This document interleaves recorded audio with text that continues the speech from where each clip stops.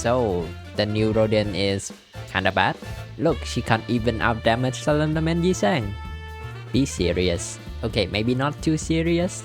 Her kit is mad good. You got your standard positive coin mode with great clashing capability, extremely tanky, but for short compared to her negative coin mode. For this video, I will focus more on her negative mode instead of her positive mode because 1. The damage drop is noticeable. 2. Her sinking infliction when she's in negative mode completely shafted her positive mode. There are limited use for her positive mode. Even in a non-sinking team, I tend to use her negative mode more. Aside from being able to tank better in positive mode, there's not much else going for it. The few times where I get to positive mode is when I use her skill 3 with 3 stack of Tear-sharpened, which will set her XP to 30. But I'll just use her defense skill to get down to negative mode again. So I'll just focus on her negative mode in this video, but I'll give you her positive mode number. Her base stat: 263 HP, 4 to 7 speed, plus 5 defense level, fatal to blunt and ineffective to pierce. Before we get into her skill, let me talk about her passive and unique statuses. She cannot go below minus 40 XP with these effects. She can still go below minus 40 XP with sinking on herself, XP reduction skill, or using ego. Her passive can save her from sinking on self and XP reduction skill like the Bull Sloth skill, but will not prevent the XP loss from using ego, which is quite the bummer, but I'll get into why later. Deep Tear is charged. In negative mode, you don't need to worry about it because you'll always be at 20 stack except for turn 1 and 2. Deep Tears only contribute base power for both versions of her skill 3, not for both versions of skill 1 or skill 2. It's less of an important status for her clashing wise. Deep Tears increase both versions of her skill 2 and skill 3 damage when it gets consumed. At turn start, when she's in positive XP, she gets Blessing. When she's in negative XP, she gets Despair. Blessing. High XP mean more protection sword, which will increase her defense level, reduce damage taken, give her protection, and increase her clashing capability. After winning a clash, she will inflict 2 sinking potency, and when she gets hit, she will inflict 2 sinking potency to the attacker. Both effect trigger once per turn. The sinking potency infliction get increased by 1 for every 20 XP she has. Now to the good stuff. Despair. You get 1 piercing sword for every minus 8 XP with a cap of 5. At 5 stacks, you gain 5 offense level, 2 damage up, and 1 power up. At minus 40 XP, she will deal 20% more damage with base skill. Despair alone make all her skills sinking count positive. When she win a clash and when she hit an enemy with her first coin of a base attack, she will inflict 1 sinking count. This effect trigger once per turn, and she will inflict plus 1 more sinking count for every minus 20 XP she has. Though the second sinking count infliction is bugged. It's not on hit, but when she get hit, like her blessing buff. They will fix this in the future, so I'll give you the number when the passive work as intended. Despair also ramp up her sinking potency infliction by a lot because of piercing sword. At minus 40 XP, she can inflict 5 sinking potency with her base attack just from piercing sword. And it's really not that hard to get to minus 40 XP on Rodion because of Tear-sharpened.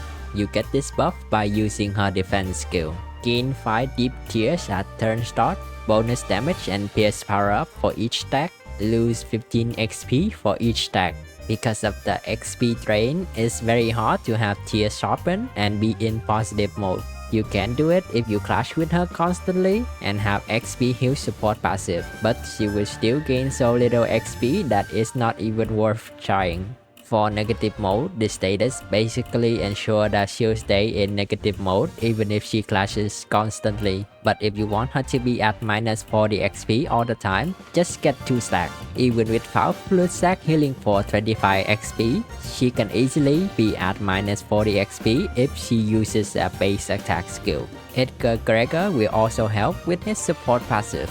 You only want her to be at 3 stack of Tear-sharpened when you have a skill 3 ready, but I think you should only do this as a finisher. Using any skill, not just skill 3, with 3 stack of Tear-sharpened will shoot her XP up to 30.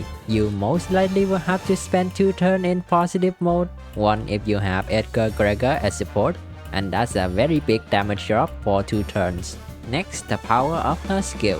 For positive mode, her skill have a +1, +2, and +3 offense level. At 45 XP, they roll 16 for skill 1, 22 for skill 2, and 30 for skill 3. Not counting the Tear-sharpened clash power up because of the reason before. Her negative mode skill have +3, +4, +5, and +2 for her skill 1, skill 2, skill 3, and counter. With 2 stack of Tear-sharpened and -40 XP, they roll 16, 22, 31, and 17. Sinking infliction.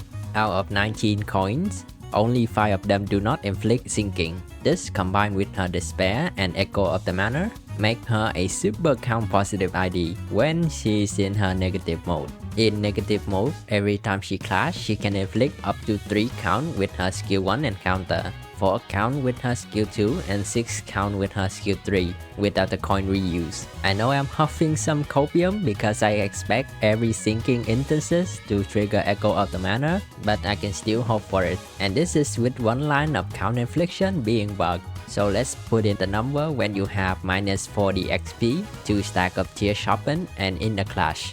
I will also put in the number for when the bug get fixed. Notable ego and ego usage. Rhyme Shank.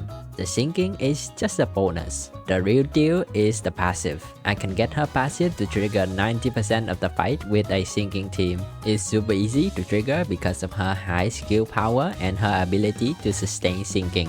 You can shut down a boss when you use this on turn 1. When you use Rhyme Shank on turn 1, you just need to not grief the stack with your other unit. On turn 2, just use her clashable counter to guarantee 2 bind and 2 attack power down next turn. So you basically can shut down any boss on turn 3. This costs you a Superbia though, so use it at your own preference. Due to her being constantly at negative XP, you really can't cast any ego whenever you want to. If you cast any ego beside Rhyme Shank, it will do more harm than good. So if you want to use any ego on her beside Rhyme Shank, you are forced to use her XP swing mechanic. Okay, to the field test. Her kit on paper is really good, but how does it translate to the actual battle? Someone need to tell Kim Ji-hoon not to give negative XP ID that can sustain their negative XP, such a high base power. I almost win every clash with her when she's in negative mode. Her damage is off the roof because how negative coin work, combined with the bonus damage from her statuses and passive. She can sustain the sinking stack by herself as long as nobody else use a negative sinking count skill. In a spice push team, she can stack sinking really fast and keep the stack. With Echo of the Manor, you can work on both potency and count for Yi Sang's skill 3. In a Solemn Lament team, you can stack sinking potency even faster. Consistent damage and XP heal is appreciated by other units. The XP heal from Butterfly can be completely nullified with 2 stack of Tear-sharpened. But you really lack a way to make use of the 99 potency when you're not fighting an enemy with XP. Which Yi Sang I pick is heavily depend on the battle. If the battle has no HP gate, I will use Spice Push to blow up the boss. If the battle has multiple HP gate, I'll use Solemn Lament for prolonged fight. Rhyme Shank and other ego in a fight. Without Superbia, Rhyme Shank comes out pretty late, around turn 4 or 5 if you're also stacking your sinking. You will corrode unless you have been in positive mode from the start. And I don't actually mind corroding with this ego. It will hit the boss with its attack anyway. The downside to it is Rodion will corrode again. But is it really a downside though? That's an extra 10 potency and 8 count. For other ego, I basically have to get out of negative mode by using her XP swing mechanic to cast them. Get to 3 Tear-sharpened and use a basic attack skill. Then you can overclock the ego you want to use and she'll be back in negative XP. You may have spotted the practicality of this. This is a 2-turn setup to use an ego. If I want to use Pursuance to heal my unit, I have to plan the next 2 turns and then I can heal them. It's very slow and you basically have to pray that your unit are not dead in the 2 turns you spend setting up. So just take the Eagle beside Ramshank out of her loadout. If you need healing, there are other healing Eagle you can use in the sinking team. Overall, Knight of Despair Rodion is like Encorpse in Player in Season 1, but is way better. A very balanced unit that totally does not sharpen her competitor. Her positive mode is a tank with high clashing power. Her negative mode dishes out damage, a lot of damage. This is due to her skill being negative skill with a decent amount of coin, a lot of damage increase from her buffs, passive, and the skill themselves having a damage multiplier when it consumes deep tears. She can shut down a boss pretty easily with her insanely high clashing power and debuffs through Ramshank. Her worst matchup is against XP reducing enemy, but you don't have to worry about that. There are not that many enemies that drain XP and she can protect against being corroded once. Even when she corrodes, if you only have Ramshank equipped, you don't have to worry about it. Oh, I forgot to mention, she's a very good generalist unit when you're fighting against enemy with XP.